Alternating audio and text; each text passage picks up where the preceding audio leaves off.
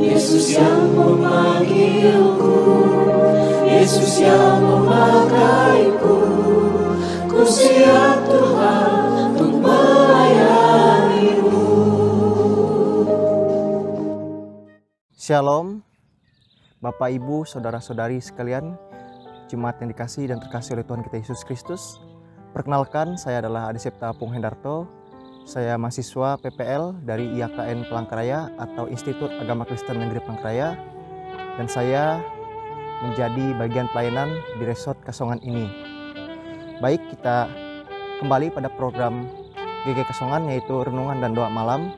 Di sini saya akan membawakan renungan untuk kita yang sesuai dengan Almanak Nas GKE, diambil dari Kisah Para Rasul pasal yang ke-21 ayat yang ke-27 sampai dengan 39. Sebelum kita merenungkan firman Tuhan ini, kita bersatu di dalam doa. Tuhan kami, Yesus Kristus, Juru Selamat kami, terima kasih segala kebaikan dan kemurahan dalam kehidupan kami, karena pada sampai saat ini kami bisa berdiri sehat tanpa kurang satu apapun karena berkat kemurahan dalam kehidupan kami. Kiranya ya Bapa, dalam setiap berkat yang Kau berikan kepada kami tidak menyia-nyiakan kehidupan kami, melainkan kami dapat menjadi berkat untuk orang di sekitar kami dan kepujian dan nama-Mu. Kami mohon ya Bapa, sebentar lagi kami akan merenungkan firman-Mu. Kiranya firman-Mu ini dapat berguna, bertumbuh dan berbuah dalam kehidupan kami. Kami percaya Bapa, ketika kami mengimani sesuatu yang baik, kami akan memperoleh hasil yang baik pula. Kami menyerahkan kehidupan kami ke dalam tangan perencanaan-Mu. Di dalam dan oleh Yesus Kristus kami mengucap syukur dan berdoa. Amin. Yang akan saya bacakan demikian. Judul perikop, Paulus ditangkap. Ketika masa 7 hari itu sudah hampir berakhir, orang-orang Yahudi yang datang dari Asia melihat Paulus di dalam bait Allah.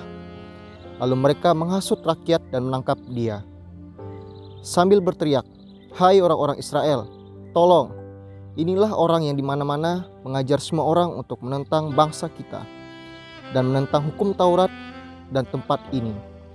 Dan sekarang ia membawa orang-orang Yunani pula ke dalam bait Allah dan menajiskan tempat suci ini. Sebab mereka telah melihat Trofimus dari Efesus sebelumnya bersama-sama dengan Paulus di kota, dan mereka menyangka bahwa Paulus telah membawa dia ke dalam bait Allah.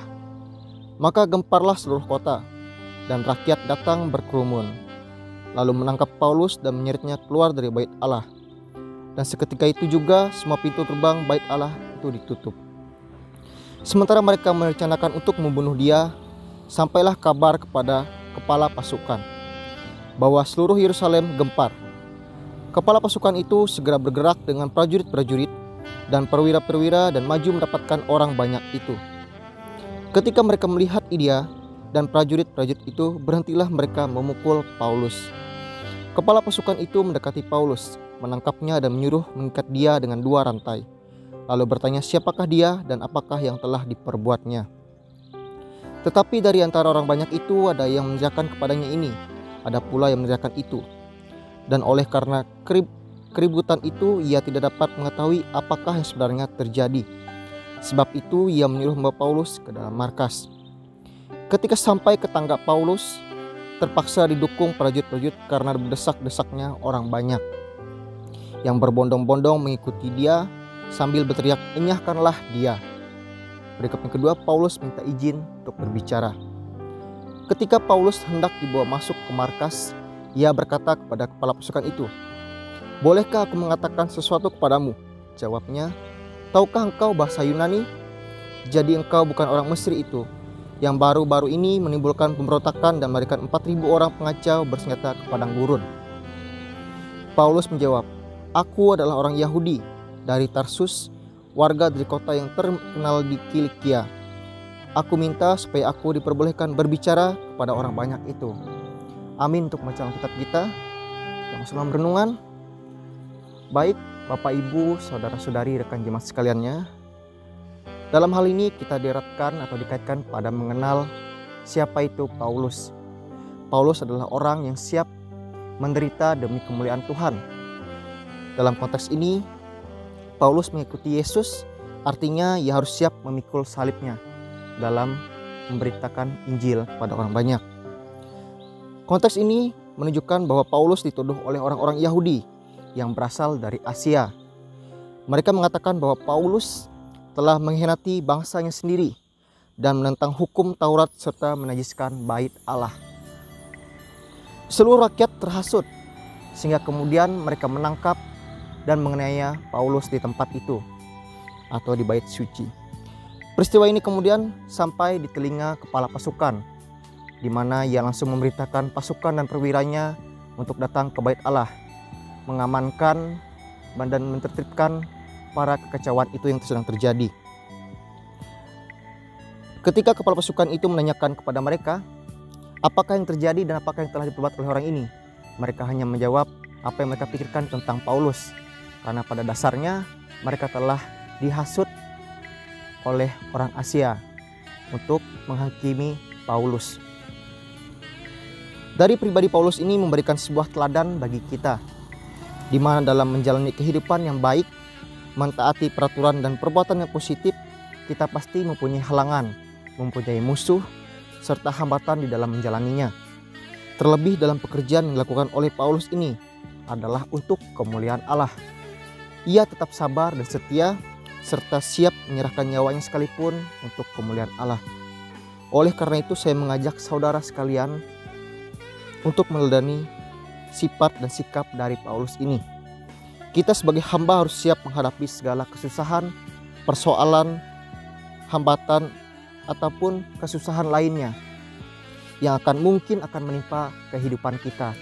Terlebih bagi kita yang mengemban pekerjaan sebagai pelayan dan pekerja di dalam kemuliaan Tuhan. Pasti dalam menjalani kehidupan kita tentu banyak menghadapi cobaan, hambatan, kesulitan maupun kesusahan yang membuat kita mungkin patah semangat, frustasi, ataupun kecewa. Tetapi dari nats ini saya ingin mengingatkan bahwa ketika kita setia untuk memuliakan dan percaya kepada Yesus Kristus, maka kita akan menerima berkat daripadanya dan kita akan memperoleh hidup yang baik dan menjadi berkat bagi orang lain juga. Saya berpesan, teruslah setia dan tetap menjadi berkat dimanapun kita berada saat ini. Amin untuk firman Tuhan. Mari kita bersatu di dalam doa. Tuhan adalah Bapa kami yang kami sembah dalam Yesus Kristus. Kami mengucap syukur atas segala berkat, kasih, karunia dalam kehidupan kami. Karena sampai hari ini kami dapat bernapas, kami dapat menjalankan aktivitas kami berkat kemurahan-Mu.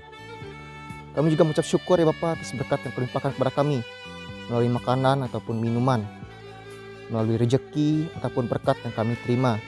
Kiranya kami selalu memperoleh kecukupan dalam jasmani maupun rohani kami. Kami berdoa juga pula ya Bapa untuk pekerjaan, pendidikan, aktivitas kami. Engkau memberkati, Engkau mengurapinya, Engkau menjadikannya lebih baik. Engkau berkati pula kehidupan keluarga kami dimanapun mereka berada. Kiranya kehidupan keluarga kami semakin menjadi berkat juga ya Bapa dimanapun mereka berada. Mereka dipulihkan, mereka disehatkan, mereka dikuatkan. Kami menyerahkan semua kehidupan kami ke dalam tangan perencanaan-Mu ya Yesus. Karena kami percaya tidak ada yang terjadi tanpa kehendak-Mu. Tidak ada yang baik, tidak ada yang bagus, ataupun tidak ada yang hebat, melainkan karena rencana dan kehendak-Mu. Kami menyerahkan juga ya Bapa segala pengharapan, cita-cita kami. Kami yakin dan percaya bahwa Engkau merangkai merencanakannya menjadi lebih baik untuk masa depan kami yang lebih cerah. Dari Paulus ini kami belajar ya Bapa, bahwa untuk mengikuti-Mu bukanlah hal yang mudah untuk dilakukan, melainkan harus banyak rintangan, hambatan, persoalan yang harus kami hadapi. Tapi kami percaya Bapa, di balik semua ini ada sesuatu yang baik untuk kami. Kami dipersiapkan baik untuk pikiran kami, mental kami ya Bapa, agar kami dikuatkan selalu untuk menghadapi persoalan itu. Kami yakin dan percaya Engkau tidak berdiam diri, melainkan Engkau terus membimbing, menuntun kami menjadi lebih baik, menjadi pribadi yang kuat, dewasa secara jasmani maupun rohani. Terima kasih Bapa, inilah ungkapan syukur kami. Kiranya dalam setiap kehidupan kami Engkau turut serta memberikan rencana yang terbaik untuk kehidupan kami. Di dalam nama Yesus Kristus kami berdoa dan bersyukur seperti yang Kau ajarkan, demikian bunyinya. Bapa kami yang di sorga, dikuduskanlah nama-Mu. Datanglah kerajaan-Mu, jadilah kehendak-Mu di bumi seperti di sorga. Berikanlah kami pada hari ini makanan kami secukupnya, dan ampunilah kami akan kesalahan kami, seperti kami juga mengampuni orang yang bersalah kepada kami. Dan janganlah hamba kami dalam cobaan, tetapi lepaskanlah kami dari penjahat, karena Engkau memiliki kerajaan dan kuasa dan kemuliaan sampai selama-lamanya. Amin.